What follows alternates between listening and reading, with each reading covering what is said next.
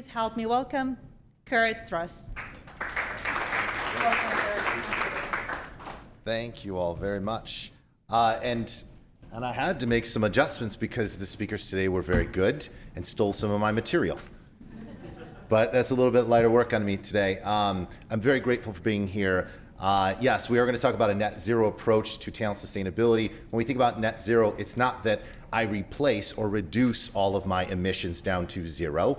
It's that I do things to offset them. So when we think about it in the talent landscape, if we're going to consume talent, we're going to kick talent back into the ecosystem, right? We're going to upskill, reskill, reintroduce talent to the ecosystem. So a big broad overview, but we're going to get into the details of that. I was on the road for 2 weeks a month when the pandemic hit. And so I had to shift very quickly to home, and I was behind one screen and then behind two screens and then quickly behind three screens, right? And the skills that I needed to do that job changed, right? People left the workforce swiftly and didn't come back. Their kids were at home. My wife just texted me and said, "Can you talk to your son? He doesn't want to go to football practice." And on a normal day, I would be there, right, to do that. But this wasn't normal. This used to be normal, right, where they say, "You're nuts. You know, I'm about to go on and speak to a group." And so the new norm is very true to me in my world, right? But those folks didn't come back to the workforce quickly. They left, and they focused on their family priorities. They either reduced their income, and yes, there was some significant influx of money from the government, which kept people on the sidelines for months, right? It's worth acknowledging that. The other thing that happened is that the skills shifted, right? I had to learn how to act behind a camera and stare it in the face. That wasn't the job I signed up for, but I had to shift quickly. And to me, it became a competitive strength, right? Some people wouldn't go on camera. I did, right? I did get my 3 screens so that I could facilitate a very good meeting. I became a producer instead of a seller. Production meaning the media, right? And so that was the new skill I had to build overnight. We also had some gaps, though. I watched people get left in the dust. You know, they had at their work a terminal and a screen. They didn't have a laptop, so they had to wait for it. They worked on a Mac at their house, and all of a sudden they had a PC. So they didn't know where to click and when. And so those little conversations of how do I do this, we weren't prepared to have, at least in my organization, and we're 32,000 strong. So I can imagine what some of the smaller organizations that didn't have the resources or time had to do with that. This skills gap continues, though, continues to this day, and so we see some shift that is never going to, or we see some work that's never going to come back, and that's okay. I'm good with that, right? Personally, I love change. Right? I eat change for breakfast. If we're not changing, I'm probably going to lead the organization. I just get bored like that. My wife is the exact opposite. Change is terrible for her. She likes consistency, right? If you know the DISC profile, she's an S and a C, a high S and a high C on top of that, right? She's consistent, steady Eddie, and you can count on her every day for consistent production, but that's the job that she chose to do, so it aligns very well. Conversation started before the pandemic with me too. I work for an organization called Manpower. It didn't land very well, right? It's ManpowerGroup, and of course alludes to something similar to horsepower, right? But still it was a conversation that we needed to be prepared to have patiently, right? And to listen with empathy because it wasn't landing the same way with every audience. It shifts. Black Lives Matter. Starts a new conversation. Internally, we start to have conscious conversations, right? We built our skill around this. Now we're lucky enough to have a sister organization, Right Management, that has had include and DEI and B training for decades. And decades might be an exaggeration, but for a long time, right? So we had a natural partner in that. Most organizations did not, right? So we had this shift to more focus on social and cultural, right? But the ESG is still there in the background. And I wanted to pause on this before we go further because we talk about environmental, social, and governance responsibilities. Right? There is significant investment behind this, right? And this is why the focus on it. You're gonna hear some aggressive takes out of me, I should also tell you that. All day long I've been holding back my comments because I'm like, I'm gonna waste all my stuff. I'm gonna wait till I get up there, right? So 1, it's how we attract. 2, it's how we create those sustainable talent ecosystems. And this is through retiree exchanges, direct sourcing pools. This is through job shares. This is through internships. This is through apprenticeships. We know the ways to do these things. We just need to bring them to light and enact them, right? We know most of the solutions here. Third is leveraging the onboarding of new talent. This to me is like the biggest area of concern. You heard I did spend some time in L&D. It influences much of my perspective. I'm in RPO, so oftentimes we could say, will you guarantee this hire, right? Or what's the turnover after people start in the organization? And I go, I don't know. It's not my problem. It's your problem, right? My scope is all the way through first day of hire.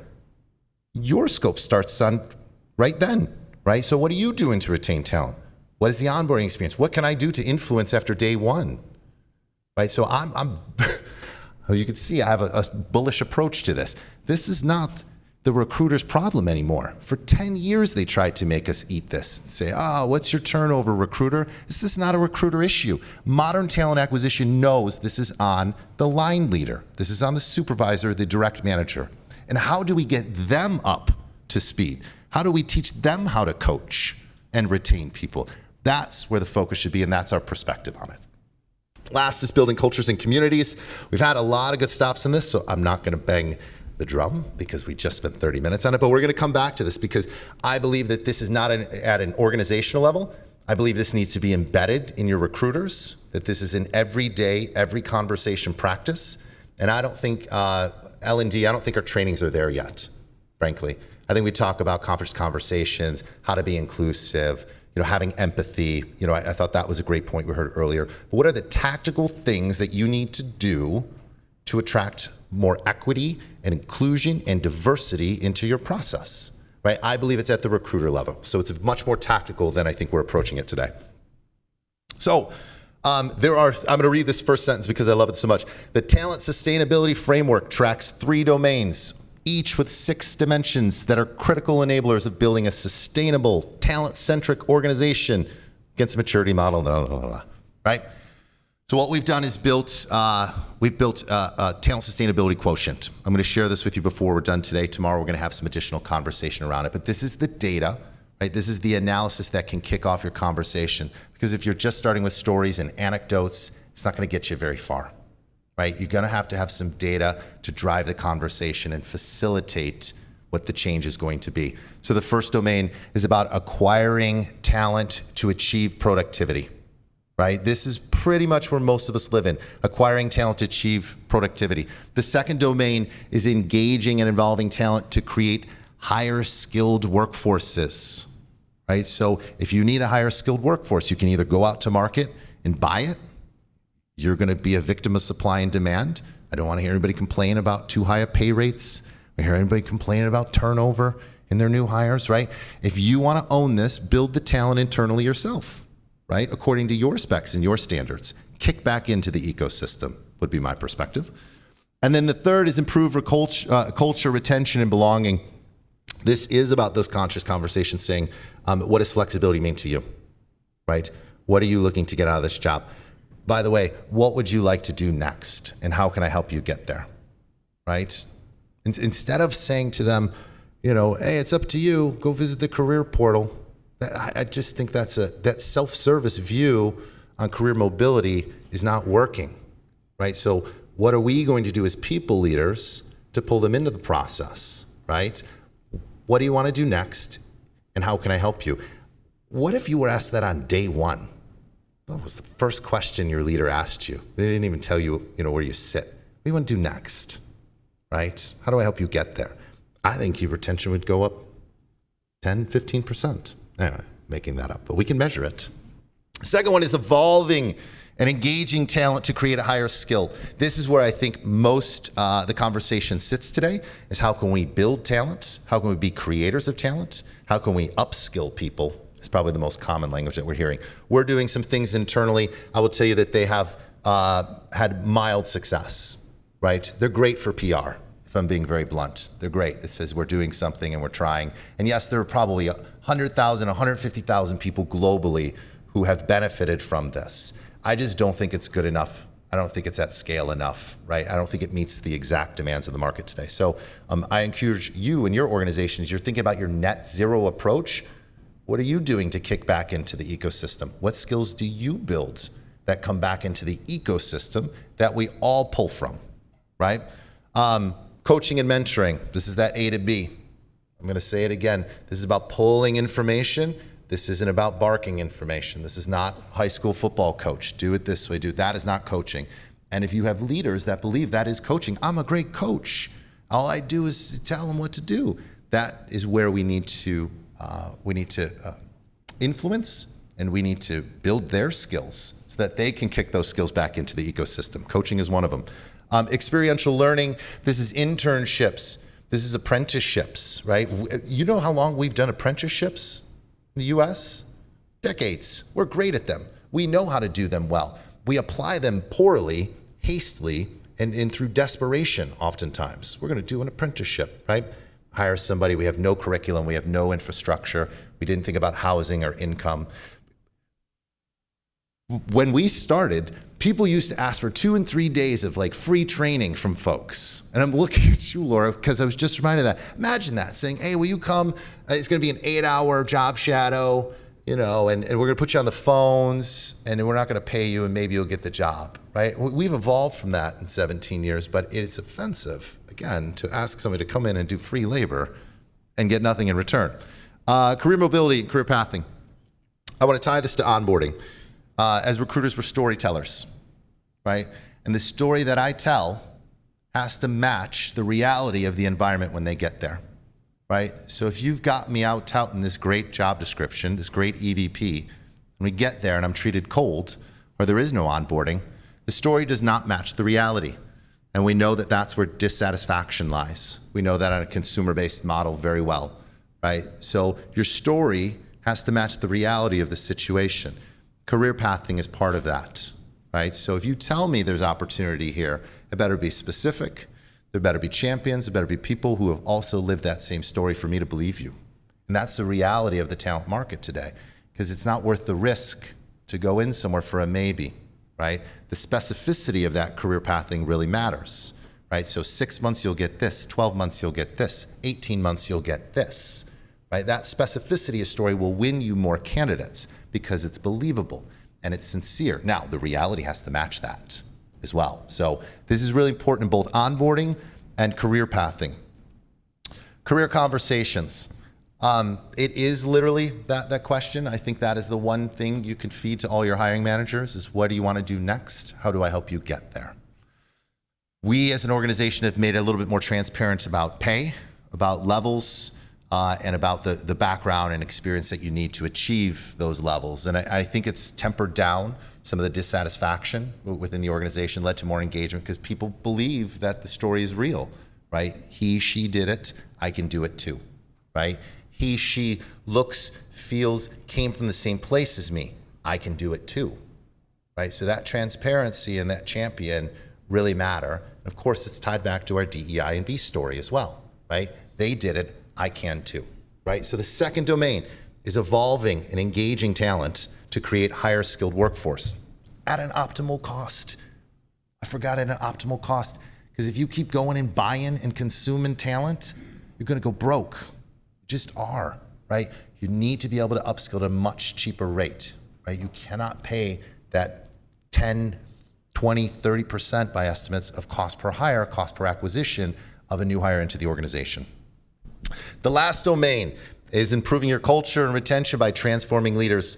I've spent enough time up here. You can see, I think hiring managers need to do better, right? I need to do better as a people leader.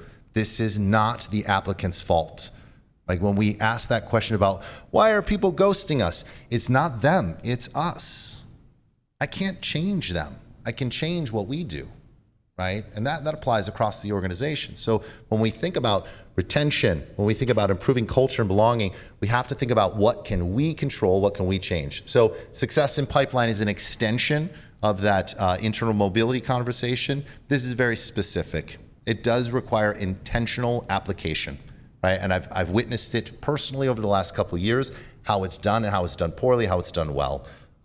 If it's done yearly, it's done poorly, right? If it requires the candidate to go build another LinkedIn profile internally on a system that is rarely used and for nothing else, it's done poorly. I'm not going to engage in that, right? I already have a LinkedIn profile. I'm in the ATS, right? How many more things do I got to fill out? Let's be honest here, right? So when we think about this succession planning, what burden are we putting on the the newcomer, what burden are we putting on ourselves as an organization, right?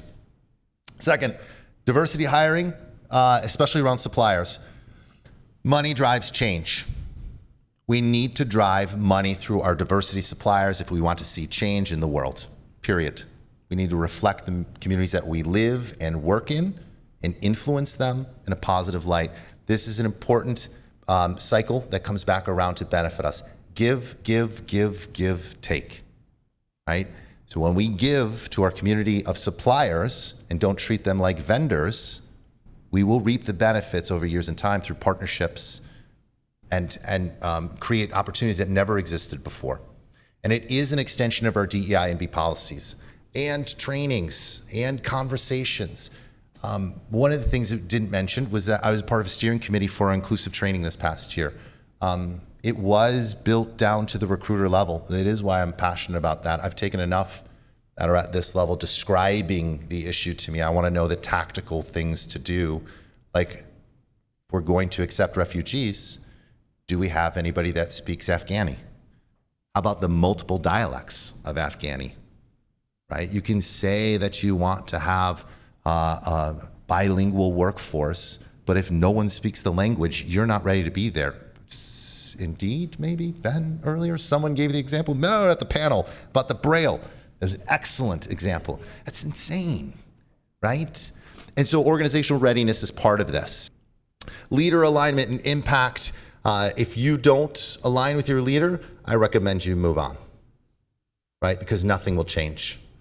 I see this especially characteristic in private organizations, smaller organizations in which there is a little bit more of a command and control from one or two leaders. But that doesn't mean that there aren't culture-centric organizations that are privately held. I worked for an employer that every single person in the company knew our purpose: to make lives better for the people we serve. That's a quote. Every one of us could quote it. So people, purpose, promise. We knew it, right? And so that was a leader that I bought into and could follow anything that they would guide me towards. Like, it's kind of that simple. If you don't have that outspoken leader, then what are we doing? Employee turnover. This is a tough one. Engagement surveys is where it's at. Yes, we need to address at every level of the organization, every generation, absolutely. It is about the total compensation, right, which does include my take-home pay, my education, my commute. Do you care about me? Do I have off time? Do I have vacation time? What about a sabbatical once every 5 years? Like, it is multifaceted. There's no silver bullet. There just isn't. I believe in what you measure, you can change. And so I think that if you tie it back to a KPI, to a bonus, to an incentive, to somebody's comp, I think you will start to see change around turnover. But turnover is multifaceted. It could be environmental. It could be based on where your location is. It could be based on the commute there. It could be based on one individual that works there that is making life difficult for everybody, right? So this takes a lot of depth and introspection to solve for. We're going to flip to the talent sustainability quotient here in a second. You'll get a chance to take it. You could take it here in the room. You could take it overnight. Tomorrow, we're going to have a little bit of conversation around it. We're going to facilitate some conversation. We're going to see where you are on the scale, right? One, it helps identify your goals and priorities, right? Very clearly, you can start the conversation by having multiple people take the quotient. Number two, it will align to your unique strategy. And by the way, departments are showing up different, right? Where you're seeing finance show up a little differently than HR. We're going to see sales show up a little bit differently than production, right? So having multiple stakeholders take this for different perspective is very, very helpful. And the last thing, it's going to help you start to establish benchmarks, because I mentioned before, what we measure, we can change, right? And oftentimes when I start a conversation with our RPO clients, they go, what are you doing around DE&I? My first question back, what are your goals? What are your goals? If you don't have any goals, I can't tell you what to do. What are you trying to change, right? Is it the D, the E, the I, the B, right? Which one is it? What's the B, Kurt? And then we're in trouble, right? It's very true. Excuse me. All right, so this is what it's going to look like. We're going to collect some data. Results will be expressed against a maturity model. We're going to get you, it will align to some point-in-time solutions that we are mostly familiar with. Talent acquisition, so more recruiters, It could be around benefits, could be around your EVP, could be around coaching, could be around onboarding, could be offboarding, whatever it might be, right? But this is going to give you a guide to where you are on the maturity model. Right? There are no winners here. If you're self-sustaining, I want to know. I want to know what you're doing. Where do you work? What do you do? Right? We're going to ask you a lot of questions if you come in self-sustaining, right? And at the same time, if you come in forming, that 0 to 25%, we're going to ask the same questions, right? It's going to be good conversation. And that transparency, I think, is what moves the needle. That is what this whole thing is driven towards, is transparency and authenticity and just really having the conversation to set the goals, measure the goals, develop, evaluate, come back around again and assess. Design, develop, implement, evaluate. It is that continuous cycle that you see in project management or any sort of change management, right? This is going to start the conversation with the assess piece of it, right? Then maybe you can go back to your organizations and start to develop the conversation, design the solutions, implement them, and start to evaluate them. Here's the QR code. So if you want to take a picture of it, that'll get you going. How many of you are here tomorrow with us? Lots of hands. Okay, good. That means we're going to send this out too, I think. Yeah, right? Yes. Sure. I don't even know how long I took, but I knew that I had to motor through some of it. Am I? Shh. But I am going to take some questions because I purposefully ignored them because I did want to motor through them. So questions, comments, concerns, challenges to some of my bold statements. Yeah, I knew I wanted to go last. Oh, there you go. No, I'm teasing. I'm grateful. Thank you very much. Appreciate everything that you said. Appreciate the candor, and I will quote you in some of your bullishness. One of the things that you said earlier that I couldn't agree more is in the flexibility for, as you were saying too, a lot of some of your end clients or folks that are on the line. How do companies about how to help them be more flexible? So I'm just more interested in what are the conversations that you have with some of your clients and what kind of response are you getting, and are you hearing more flexibility from like manufacturers and warehouses and Yeah. Slow, if I'm being honest. Rural versus urban, we see a big variation. That rural tends to be really difficult to flip. You're talking about production managers that might have been there 10 or 20 years, right? And so they're like, this is how I came into the organization. That's how you're going to come in too. And it just doesn't work anymore. My advice, especially for those that run A, B, C, and D shifts, these are rotational shifts that rotate every week from night to morning. Don't let the machines run your production facility anymore. The humans run it now. Ask them what the schedule is, and then adjust your machines to the schedule, right? And so some of this requires a completely different way to work, and that just melts their brain, right? Because they've been doing the same thing over and over again. Again, they might be generationally a little further along, and they don't want change, right? They actually show for the consistency of it, right? So it's a difficult one. I will tell you that we're seeing flexibility around shift start times. We used to see this only in retail, in which you'd have the 7-minute window. You could show up 7 minutes early and leave 7 minutes early. You could show up 7 minutes late, but you got to work 7 minutes late. That type of flexibility is easily applied. We get rid of point systems. Point systems have long killed, what I consider great employees. And again, I came from temporary staffing, so I tend to have some sensitivity around this. People that wouldn't coach, people would just call and have us cut bait at 7 a.m. when somebody's driving to work, right? Midnight when they just got off work. Hey, Kurt, can you come out here at 2 a.m.? Right, so I'm informed by some of those, and that is why I'm bullish about it. It's not the candidate, right? They were never given an opportunity, and you never set them up for success. You didn't have the infrastructure. So what can we do from an onboarding perspective to make them feel loved? Like, we're so excited that you're here, right?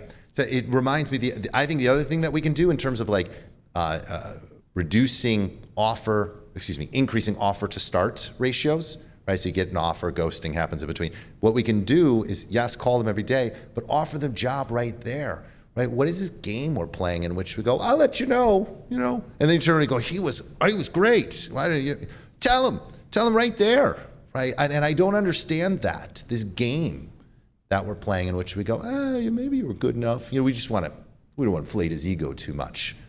Tell him, hire him or her, and get them in here, because that will start a great onboarding process, right? Oftentimes it's that coldness that starts there for a production facility. I'll tell you the other thing is solving the issues for them. Transportation is the easiest one for me. We actually witnessed this. I learned it from Pinellas, to be honest with you. It was on a bus route. They got 30 people in the door every single day. They never had a problem with applicants coming in. They were on a bus route. I never forgot it ever since. And we've solved literally 20, 30 different locations problems by adding a bus stop, or adding a longer, adjusting the schedule so it gets there 5 minutes early so they have a little time to run to, or literally telling the employer before they got there that, hey, they're getting off the train, and then they run a mile, because that's how much they want to work there, right? So they're going to be about 10 minutes late every day. Oh, that's the type of employee that I want. So I would take some of these conversations are site by site, person by person. Generally speaking, get the TA process out of the production manager's hands.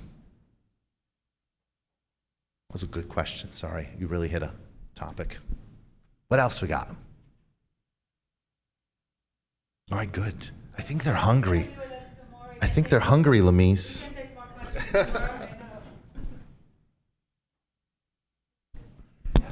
Thank you very much. Thank you very much. Thank you. Love having you.